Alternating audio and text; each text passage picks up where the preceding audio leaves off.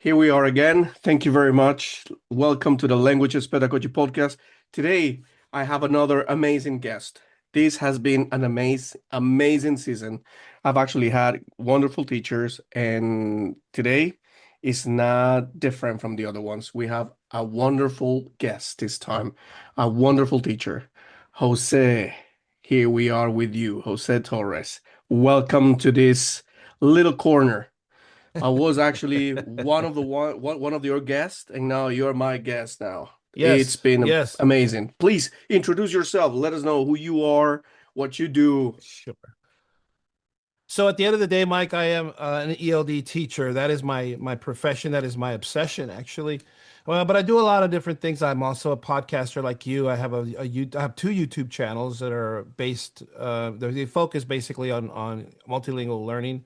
One is geared more towards the textbooks that I've written. I want to Mhm. learn English and writing journey for beginners, and I'm expanding now. I'm doing online classes. I've been inspired by you actually to do online classes, so I'm doing that now.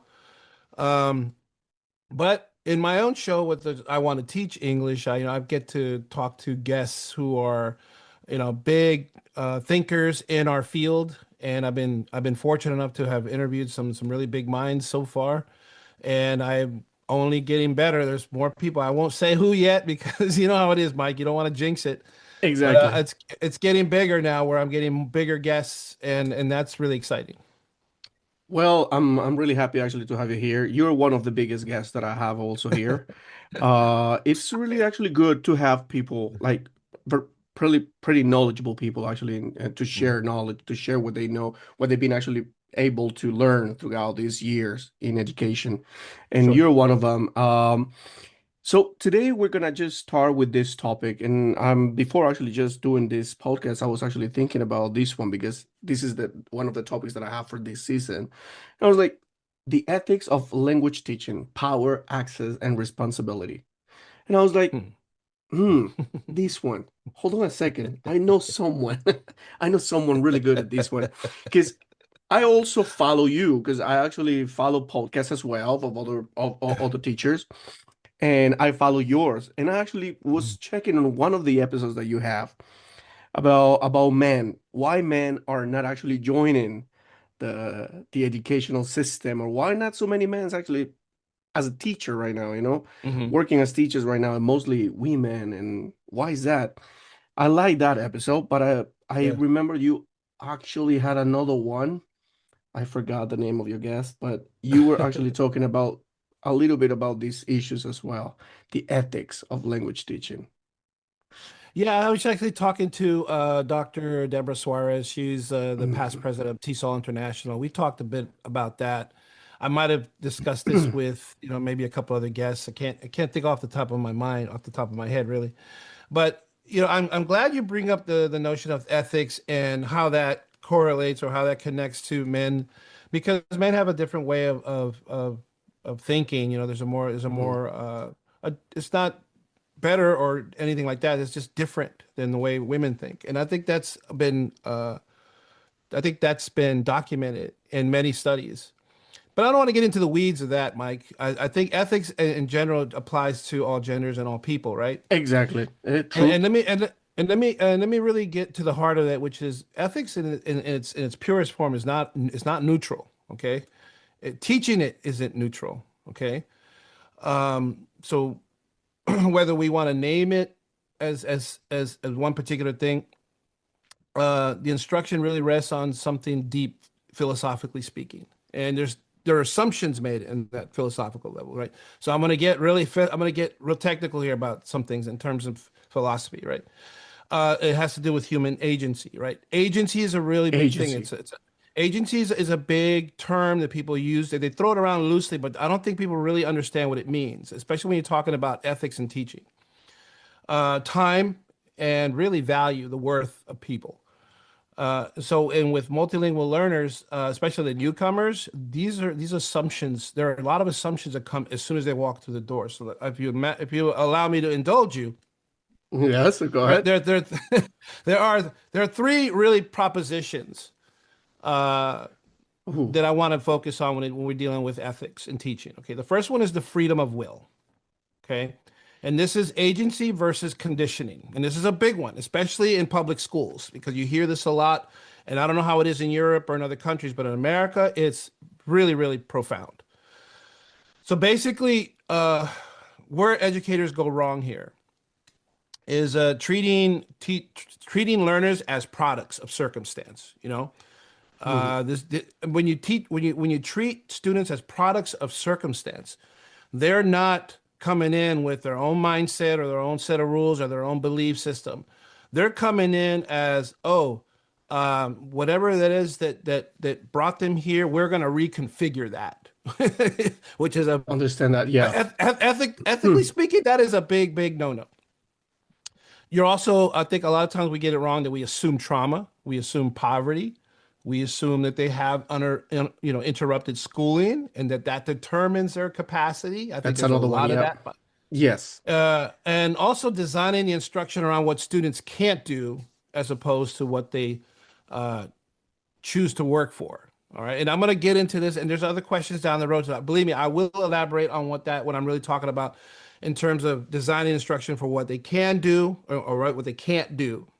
Right. That's, And you actually, you're right now touching exactly the point, I yeah. mean, that's it. We can actually just summarize the whole point right Right, now. and I really want to dive into it, but believe me, I'm going to dive into it a little later in one of the other questions we got. So that's the first part of the first proposition. Okay, Yeah. so and then there's this misstep that we make, I think, generally speaking, as instructors, as teachers, is that compassion becomes soft determinism, right? Soft determinism meaning our compassion for our students is putting them in a box, putting them in an academic box, and that really that you have a situation where students are spoken for, Yeah. rather than expected to act through their language, and this is really, I think the whole idea That was very of deep there. That was very yeah, deep there. yeah. I really like that one.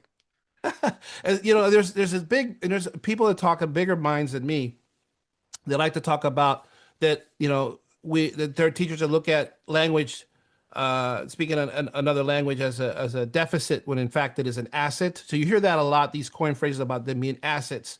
Yes. And I really think that that's kind of a backpedaling of the soft determinism, if you will. So here's the ethical stance, if you will. Yeah, well, the ethical that's a really good one. I really like that the one that you said. I would like to actually quote it because before actually just bringing the episode, I will just make these quotes. It's like Jose Torres said Yeah, it. Amazing. I yeah. love that one.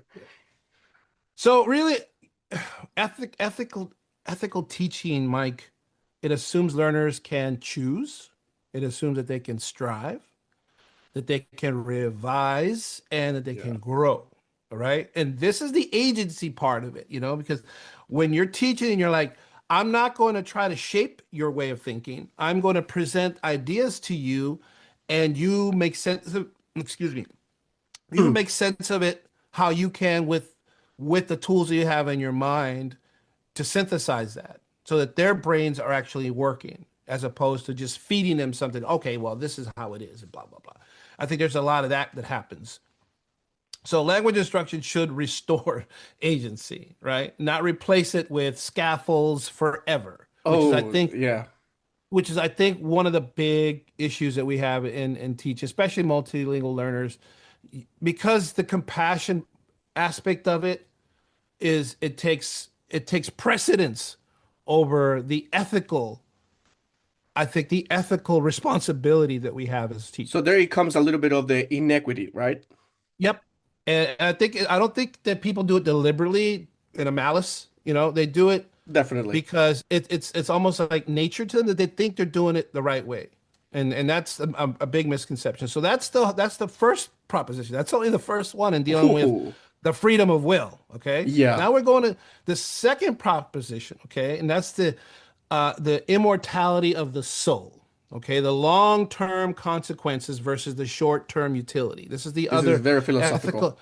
Yes, we're going into a philosophy area here. Okay, but we don't need to argue the metaphysics or anything like that. We just have to translate it into two things, which is time and consequence, right? Exactly. So here's what educators need to avoid. Okay, they need to avoid asking what happens to students. I keep messing up my Your thing here, headphones so there. forgive me. My headphone. It's Uh, okay. we keep asking what happens to students after the program, right? The test and the funding cycle. Um, and we're really teaching for immediate results. Okay. Ooh, yeah, We're teaching yeah. for immediate results. And I get that because a lot of teachers are are under the gun. You know, Yeah, we gotta under increase our pressure. Yeah, data. exactly. You know, our students have to go from proficiency level 1.2 to 1.7, and we have to do it like now. Yeah. So there's a real ethical conundrum here, and that has to do with it has to do with fluency, right? Now, how one speak. The fluency is prioritized over Yeah. literacy, and Yes. this has dire consequences when you place fluency, verbal fluency over literacy, because it's faster, right? You can, and it really boils down. It comes down to the whole survival English, the survival language, Survival language. right? And that's easier to measure actually. You can measure how someone speaks, and you especially with like the smaller kids with dibbles, you're listening to and you're Yeah. writing down what they get right, in terms of what they're able to articulate. So students can kind of skirt by with this idea of sounding competent as opposed to being able to read. And when you get to the adults, and it's really, really troublesome because they have to read We're facing contracts. actually They the have problems. Yeah. Yes, well, they have to read forms. They have to read documents, and so literacy is more important, I think, the older you get. Influence. Yes. But if you don't establish that earlier on, you're gonna have a lot of problems. I have a brother who's illiterate, and he's in his 70s now. It's way, and he's obviously Whoa. didn't want to do it anymore. But like, we've had to. I remember coming home from school and like he had me a letter. Could you read me this letter? Because he couldn't read, and Wow. that's very sad. So Well, here's the ethical. that's a really nice part actually that you said right now over there because everything starts from a kindergarten, from the little ones, from they actually Yep. just starting to, if you don't actually just make them love actually a little bit of the literacy there, how to teach that part, that very important part. And then as they grow up, they just turn to, I don't know, adults and they cannot actually read properly. Why? Yeah, Because they were actually taught just to focus on one thing, but the other one just left behind. yeah. I mean, Unethical, we there's a would lot of say. cases like that, and I think Yeah, that's probably one of the more dramatic problems that we face, yeah. as a society in general. All right, so literacy, we can assume, well, we're literacy, we can agree that it's a moral obligation. We have Yes. to teach our kids this for a number of reasons. It doesn't necessarily have to be because we want to assert the idea of college or academia at a higher level, because even But here's the thing. survival You said something English. really good. I'm sorry, I actually just No, cutting go you ahead, right go now. ahead, go ahead. But the thing is that you said something very important about literacy. It must be done actually. But what's going on right now? What's the reality right now in America? Is that a reality? I mean, it's part of the curriculum, let's say, something like it. Is it changing? Is it actually giving a change, or is it actually Yeah, doing yeah. it? Well, I think the mindset is that they want to do it, and they certainly pour a lot of money into The it mindset, for the this. mindset you mean For the referring to the teachers. I'm referring to the system, and I think there's a question later, a Mhm, little bit later, when we talk about the system, and I go mhm. into what the system is doing, and I think the question, I don't want to I don't want to foreshadow too much, but Yeah, I think the system. I think you were alluding to who has more of the power. Is it the system, the education? Is it the curriculum designers? Is it the teachers? And on down the line. And so I want to elaborate on that a little bit more, if you if you let yeah. me elaborate a little bit later, and I'll just kind of table this part of this Go second ahead. point that I'm making about immorality, if you will. Yeah. So here's where I'm gonna close out with immorality of the soul. Okay, and that's the long-term consequences and the short-term utility, because I think we're boxed in that we need to show results and we need to show them now. So I think a lot of times the question is asked as, can they speak now? Can they speak right now, today? And what will this language allow them to do years from now? And I think for adult learners, it's more consequential for the short term. But when you're dealing with K through 12, I think we have a little bit more I think we can invest a little bit more in the literacy part, especially in the younger years for kids. And I could talk to that a little bit later as well. But I want to get to the third proposition, and it's the most crucial, but probably the one that people are going to cringe at the most, Ooh. especially since we work in a secular system, and that is the existence of God. Okay. The Ooh. inherent worth versus the instrumental value. Now, I'm going to elaborate on what I mean by this. Okay. So here's where educators get things wrong in terms of ethics, because when you're talking about ethics, it needs to be grounded in something, right? I'm not, you don't preach to this. You're not going to get up there, Bible in hand or anything like that. You're just translating what is Exactly. going on. Okay. So here's what teachers get wrong is that valuing learners, okay, primarily for economic integration. Okay. You're looking at learners as a product down the road to become workers, to become servants of society in some capacity, to be cogs in the machine of social order. Okay. And that is a very secular view.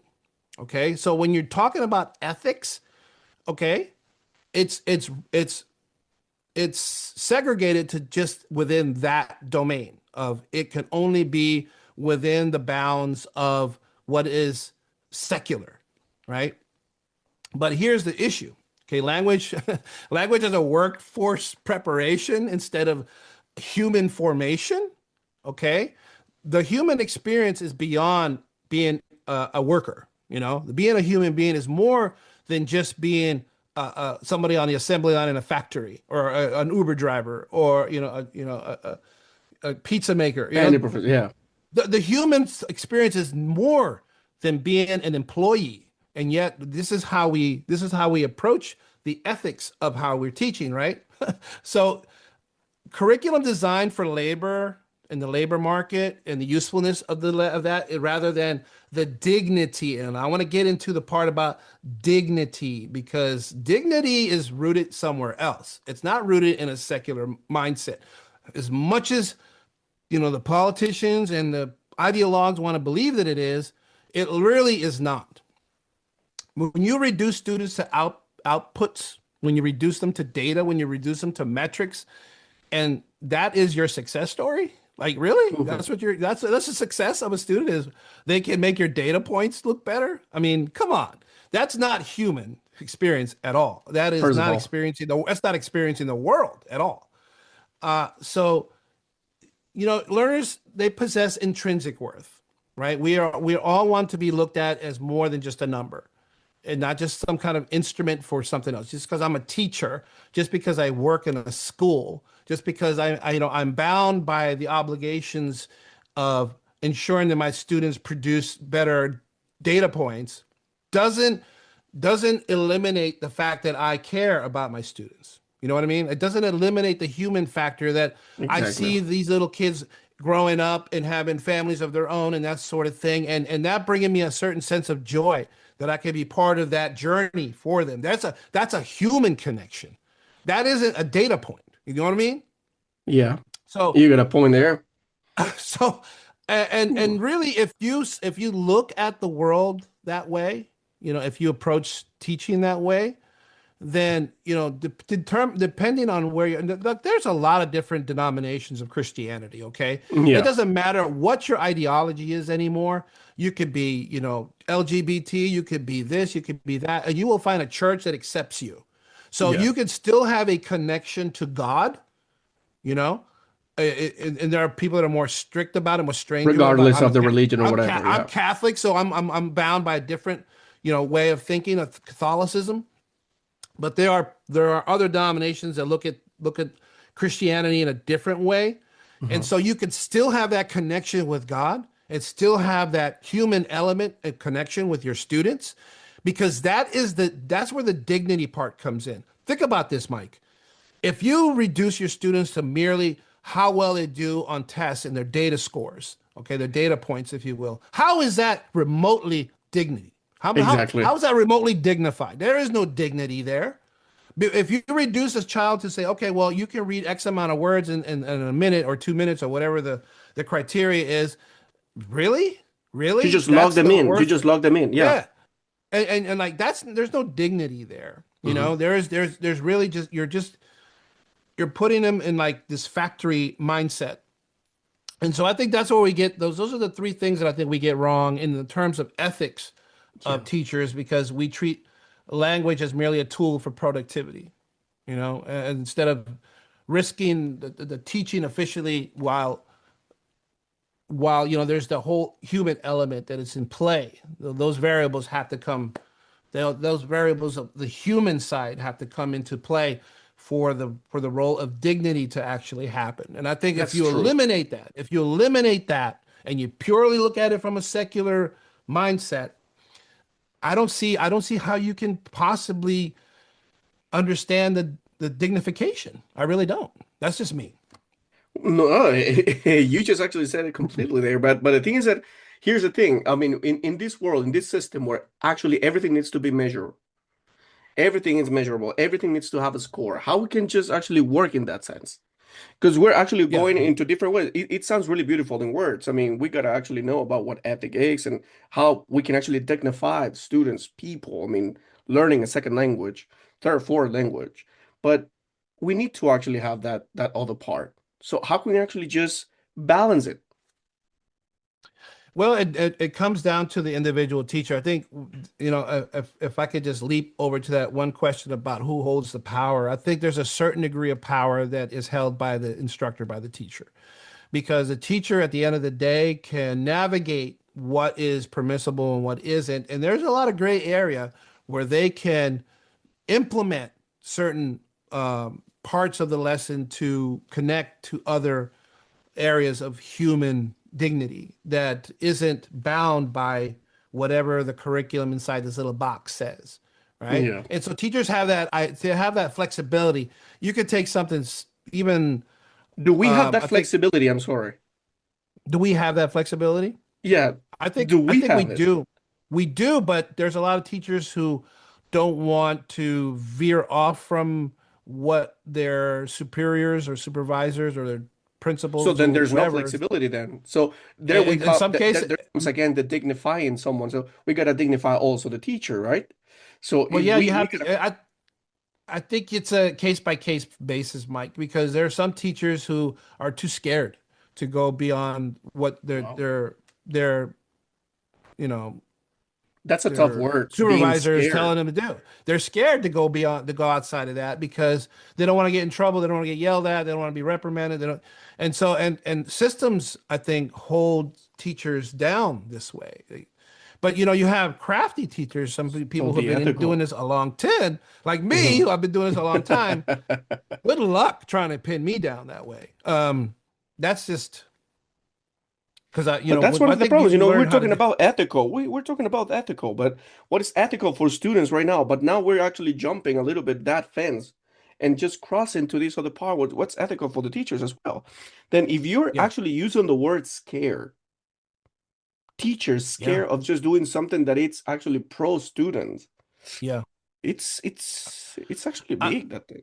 I don't think I'm going out on a limb here saying that. I think if you ask enough teachers, if you ask them covertly, they'll be, they're honest about it.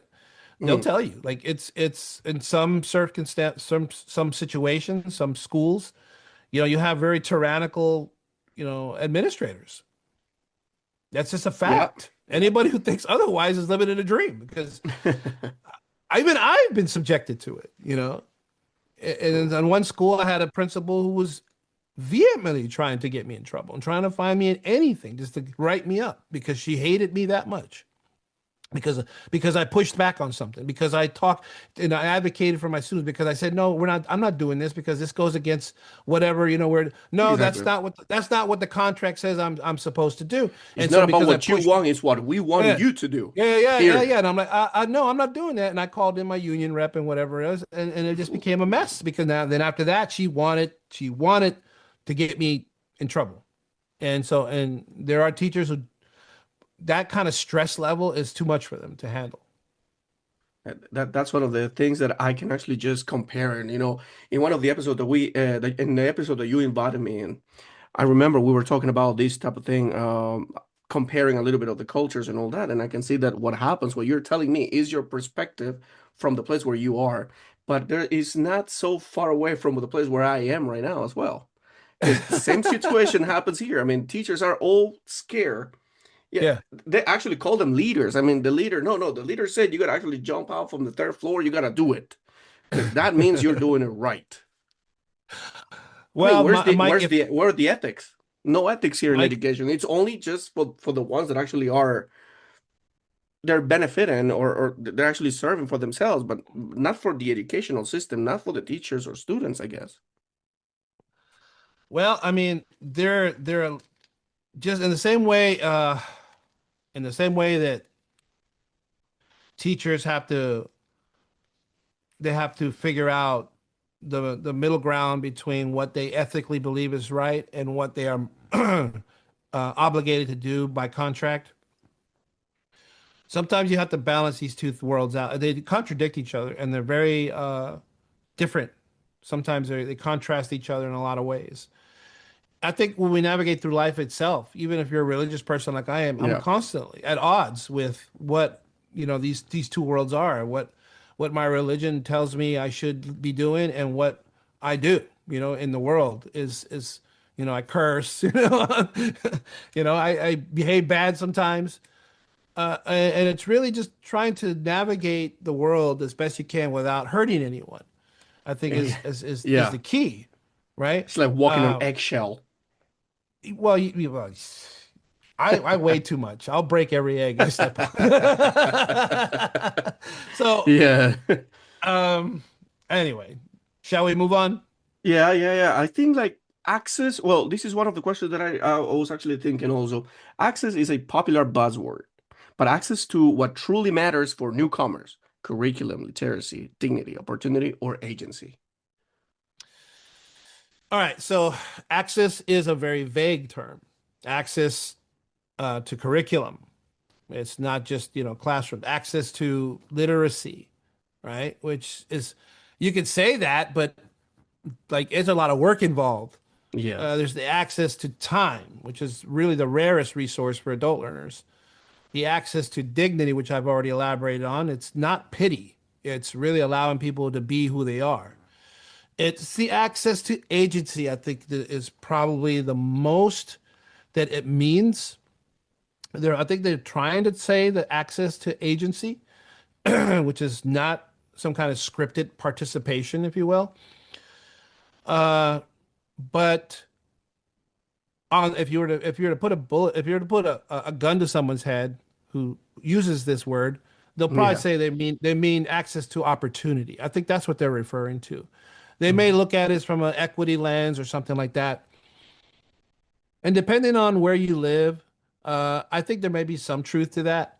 But honestly, it's really a matter of access to agency is what it really truly matters for newcomers. Because if a newcomer, if somebody who's new to the country, uh, is swept by this current, right? Yeah.